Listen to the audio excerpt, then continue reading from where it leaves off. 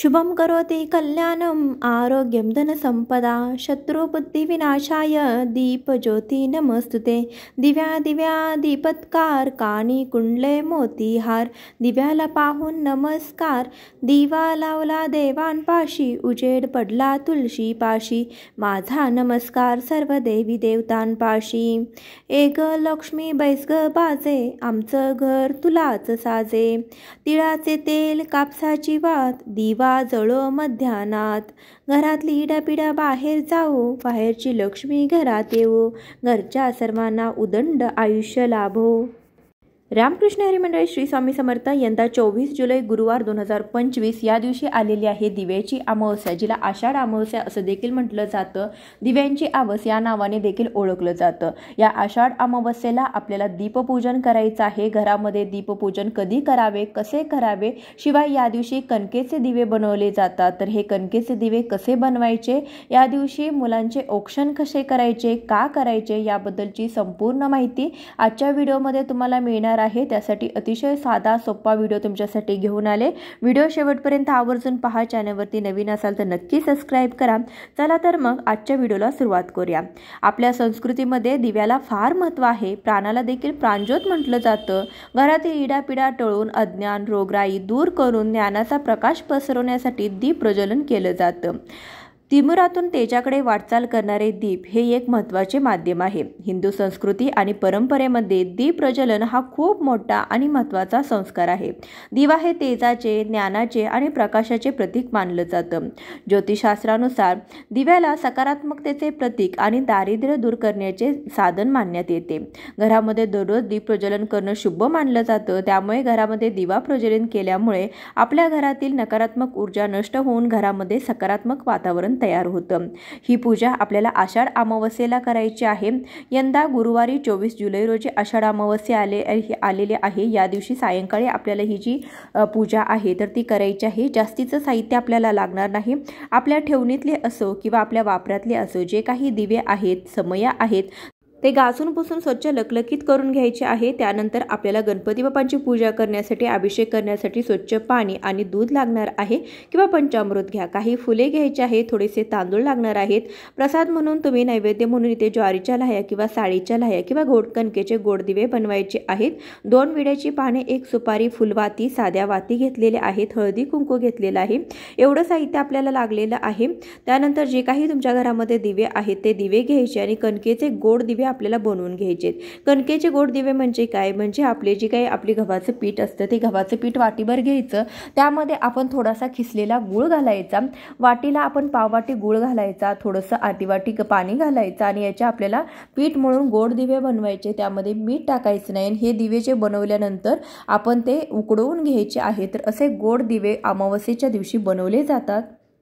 सायंकाळच्या वेळेस आपण जिथे पूजा मांडणार आहे ती जागा स्वच्छ करून घ्यायची। तिथे पाट किंवा चौरंग मांडावा, त्यावरती लाल वस्त्र अंतरावं, पाटाभोवती छोटीशी का होईना रांगोळी काढावी। सर्वात आधी रांगोळीवरती हळदी कुंकू अक्षता फुल अर्पण करावं।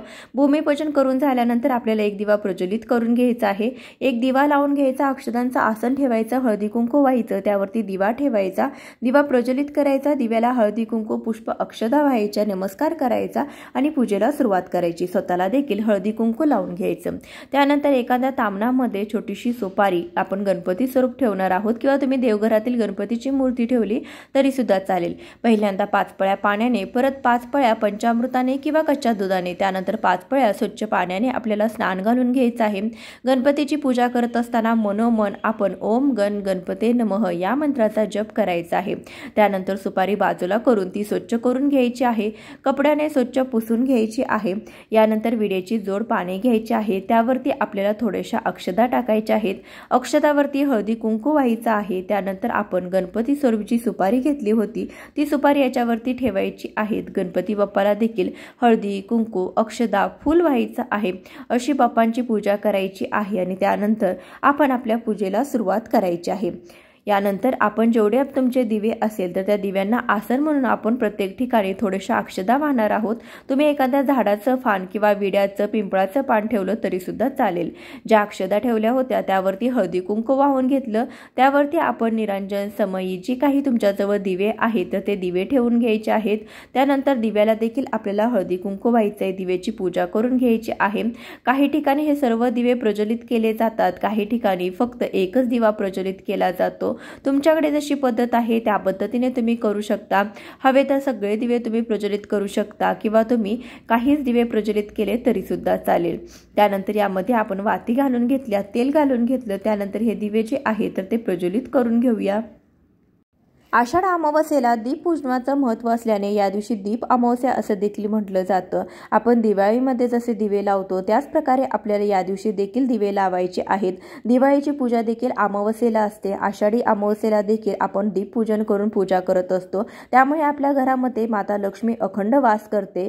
आता इथून पुढे तर श्रावण सुरू होतो आणि भरपूर पाऊस आणि अंधारून गेलेलं श्रावणाचं वैशिष्ट्य असतं। त्यामुळे घरातील इकडे तिकडे पडलेले धुळीने माखलेले दिवे, समया, निरांजने, लामण दिवे या सर्वांना एकत्र करून घासून पुसून लख्ख करून ठेवण्याचा हा दिवस असतो। या दिवशी सर्व दिवे स्वच्छ करून आपण त्याची पूजा करून घ्यायची आहे, कारण की इथून पुढे तर सगळ्या सणांना व्रतवैकल्यांना सुरुवात होते आणि त्यामध्ये आपल्याला दिव्यांची गरज पडते। त्यासाठी हा दिवस नेमलेला असावा। आपण सर्व दिव्यांना हळदी कुंकू, अक्षदा आणि फूल वाहून घेतलेलं आहे। त्यानंतर आपण जे कणकेचे गोड दिवे बनवलेले असतात तर त्याचा नैवेद्य आपल्याला दाखवायचा आहे। पाण्याचं भरीव चौकोनी मंडळ केलं, त्यावरती आपण हे नैवेद्य ठेवलं, त्यानंतर 3 वेळा पाणी फिरवून नैवेद्यम समर्पयामी असं बोलायचं आहे। त्यानंतर ज्वारीच्या लाह्या किंवा साळीच्या लाह्याचा देखील नैवेद्य आपण दाखवून घ्यायचा आहे।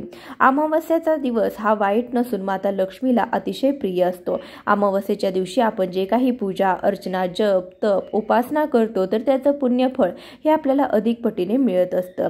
या दिवशी आपल्या पितरांसाठी देखील तुम्हाला अन्नदान करायचं आहे। या दिवशी तुम्ही पितरांना समर्पित देखील आपल्या घराबाहेर चौकटीजवळ एक कणकेचा दिवा लावू शकता। यानंतर आपण जे काही दिवे आणलेले आहेत, कणकेचे दिवे बनवलेले आहेत ते 5, 7, 11 असे बनवायचे आहेत। त्यामध्ये फुलवाती घालायचे आहे, त्यामध्ये थोडंसं तूप घालून घ्यायचं आहे।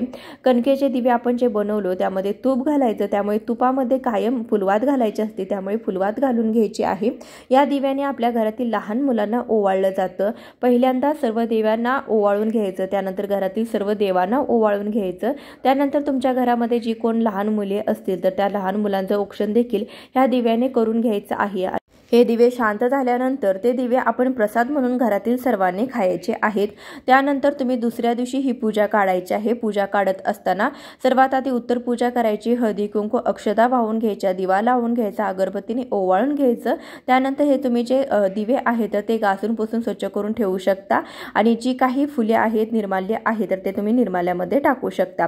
या दिवशी आघाडा आणि दुर्वा वाहण्याला देखील महत्त्व आहे। तुम्हाला जर आघाडा आणि दुर्वा मिळाल्या तर ते देखील तुम्ही सर्व दिव्यांना वाहू शकता। दिव्याची प्रार्थना करायची आहे। यानंतर घरातील सर्वांनी मिळून शुभं करोति कल्याणम हा पहिल्यांदा मी जो श्लोक दिला तो श्लोक म्हणायचा आहे।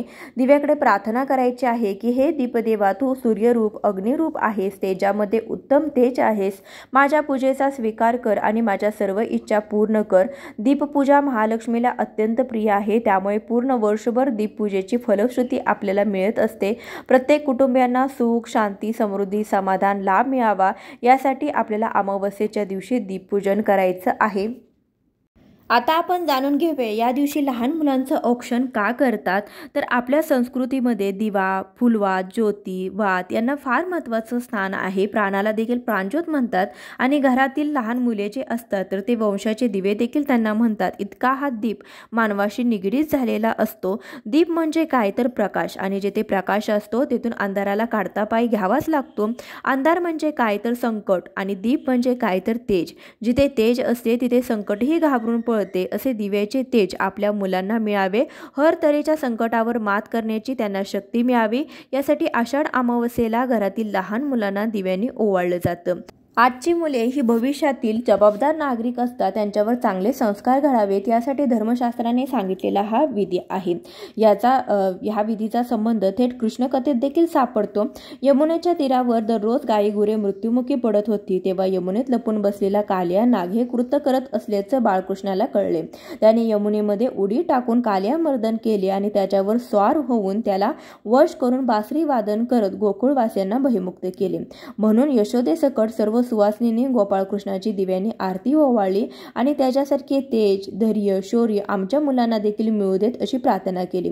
तेव्हापासून ही प्रथा सुरू झाली आहे. हा प्रसंग आषाढ अमावस्येला घडला होता, त्यामुळे या दिवशी दिव्यांनी आसमंत उंजळून निघाल्याने त्या रात्रीला दिव्याची आवस असं देखील ओळख मिळाली. यासाठी श्रावणामध्ये जे ज्योतिपूजन करतात तर त्याच्या प्रतिमेत देखील तुम्हाला गोपाळकृष्णाची मूर्ती पाहायला मिळेल. यासाठी दीप अमावस्येच्या दिवशी आपल्या घरातील लहान मुलांना ओवाळायचं आहे, त्यामुळे त्यांच्यातील जी नकारात्मकता असते ती देखील दूर होऊन त्यांची उत्तरोत्तर प्रगती होते. आजच्या व्हिडिओमध्ये बरीचशी माहिती घेण्याचा प्रयत्न केलेला आहे. व्हिडिओ तुम्हाला कसा वाटला कमेंटद्वारे आवर्जून सांगा. आवडला असेल तर जास्तीत जास्त लोकांपर्यंत शेअर करा. भेटूया अशाच एखाद्या व्हिडिओसोबत. तोपर्यंत श्री स्वामी समर्थ. जय जय स्वामी समर्थ.